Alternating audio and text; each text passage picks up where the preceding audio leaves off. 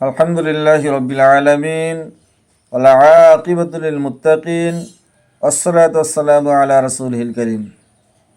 পবিত্র কুরবানির চাঁদ উদয় হয়েছে, কিন্তু আমলের আগে কিছু ইলমের প্রয়োজন আছে।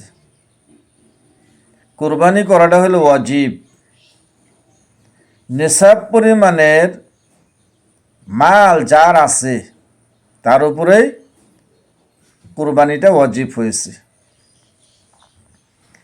এখন খুদ গরু, যেরকম বলদ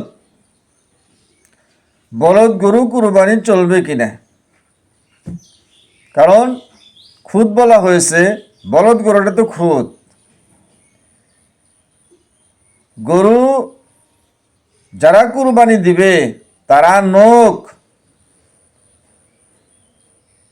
চেরি, মোষ ইত্যাদি কাটা যাবে কিনা। যারা কুরবানি করবে তারা মোষ, চেরি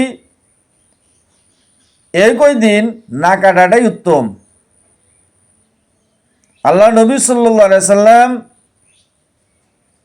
মদিনাতে 10 বছর কাটাছেন। 10 বছরে তার পক্ষ থেকে এবং তার পরিবারের পক্ষ থেকে কুরবানি দিয়েছেন। একটি হলো তার পক্ষ থেকে, আর একটি হলো গোটা উম্মতের পক্ষ থেকে কুরবানি করেছেন। কুরবানি করাটা হলো ওয়াজিব। বহুত উলামায়ে দ্বীন সুন্নতে মুআক্কাদা বলেছেন। যাই হোক, 10 তারিখ, 11 এবং 12 তারিখে আইয়ামে তাশরিকের দিন এই তারিখ কুরবানি করা যাবে, কিন্তু শ্রেষ্ঠ হলো ঈদের নামাজের পর কুরবানি করা ভালো। বড় পশু তিনটি, যেরকম উট, মহিষ এবং গরু, আর ছোট পশু কিন্তু 3টি, ছাগল, ভেড়া এবং দুম্বা। বড় পশু চাইলে আপনি ভাগে কুরবানি করতে পারবেন। 2 জন, 3 জন, 4 জন, 7 জন তরিক ভাগে কুরবানি করতে পারবেন। আর একাই যদি আপনার সমর্থন আছে তাহলে আপনি একাই দেওয়ার চেষ্টা করবেন।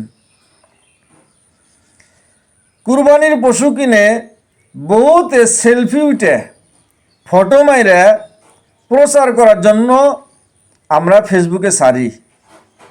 ইসলামের দৃষ্টিতে সঠিক নেয় এটা। কুরবানি করাটা একটা বড় ইবাদত। আপনি ইবাদত করতেছেন আল্লাহকে সন্তুষ্ট করার জন্য, আল্লাহর ভয়ে, আল্লাহকে মহব্বত করে আপনি কুরবানি করতেছেন। কিন্তু মানুষকে দেখানোর জন্য কুরবানি করা চলবে না।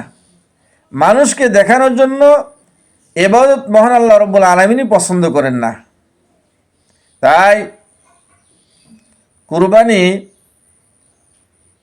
আমরা করার চেষ্টা করব, কুরবানি করব, বেশি বেশি